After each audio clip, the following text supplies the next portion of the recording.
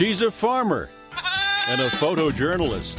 How do you manage it all? He restores Model Ts and paints his own vehicles. I call myself an American realist. And when they're not busy downstairs,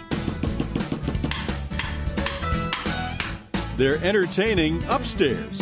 Makes people see them in a useful environment. Mary's meeting multitaskers along New Hampshire's main streets and back roads. What to do when a bear comes calling. Go in the house and call the cops. A children's author's childhood dream. I said I'm going to be an artist when I grow up. I'm going to write stories and draw pictures for books. And a hall of long-gone hellos. A number, please. The snow's melting, the streams are rising, the forsythia are blooming. And it's springtime in Sunapee on the main streets and back roads of New Hampshire. Next on Chronicle. This is the way to see the back roads of New Hampshire riding in a 1914 Model T. My ride comes courtesy of 85-year-old Bud Lordson of New London. So this car, when you originally bought it, you paid $23 for That's it. correct. What year was this, Bud? About 1832. This is Bud in the front seat of his first Model T at age 11. Buddy says his fascination with cars began at age 4 while growing up in Connecticut. It's just a little kid, and I went off to watch the cars on Route 1 in Connecticut. And they found me gone, and my dad had an idea, and he walked up the road and went up, and I'm up there looking at the cars. Car. You can see from Bud's garage his love affair with the Model T grew and grew and grew. Bud and his son Peter restore the old classics. I've always wanted to see somebody do that. Get in it. I gotta get in it? Oh, boy. When you restore these cars, you're not worried that it'd be exactly the way it was. I never had, and I do it for the fun of it. We don't do them to sell. Yeah, it's the fun of We play with them. Restoring the past, that's what Bud loves to do. And it's why, back in 1954, he created the New London Historical Society, a small 19th century village displaying artifacts that tell the story of New London's past. Well, it's a hands-on. You know, you've been to a lot of places where there's a sash across, you can't go in that room, and there's glass or plastic or something. It spoils it for me. The 16 buildings that make up this village were originally located elsewhere in town. Then they sat there and they rotted to the ground. And they were beautiful buildings. In the effort to save the buildings, Bud, with the help of friends, moved them here. He restored them, and the Historical Society was born. I've been here for 60 years and you never charge a nickel, you know. Well, nobody does.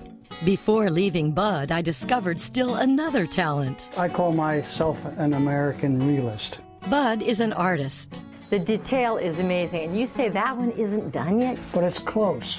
In 1944, Bud graduated from the School of Art at Yale, but he hadn't picked up a brush in 35 years till he created these paintings. I think I was so interested in other things in life that it didn't bother me too much. But when I went to see the Chardin exhibit down at Boston Museum of Fine Arts, oh, I cried. I said I wasted my life. Of course, Bud didn't waste his life. He was busy raising a family, making a living in various ways, sign painter, ski instructor, and local fire chief. He is a true Renaissance man in a community that inspires the creative spirit. This is so elegant. Love it.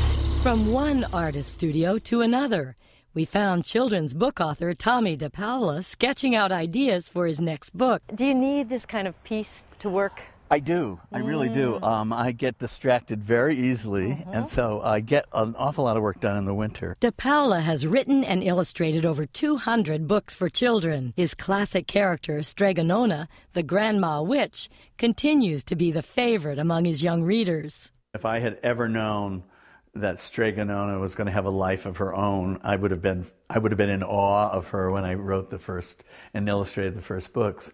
And, you know, it's just one of those lucky things that happen. First, I love your house. I love your house. It's so reflects who you are. We artists are lucky in that we can, because we are visual people, I really do think it is an extension of ourselves. It should really come from inside you. And you can do it on the cheap, you know, white paint, it isn't very expensive. Did you gravitate right away towards children's works and children's writing? Well, yeah, because when I was a kid, I announced that I was going to be an artist when I grew up, and I said I'm going to be an artist when I grow up, and I'm going to write stories and draw pictures for books and sing and tap dance on the stage. Well, half a dream was filled up. And all of it was. All of the dream was filled. Writing and illustrating books for 50 years, De Paula has received numerous awards. But none compares to the one award this 70-year-old cherishes the most.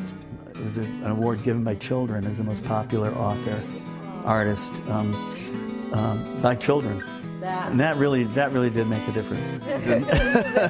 Tell me about working in this environment. You know, I really like this bucolic, out of the way. I have, you know, slower pace. So I really like the country life. I really do.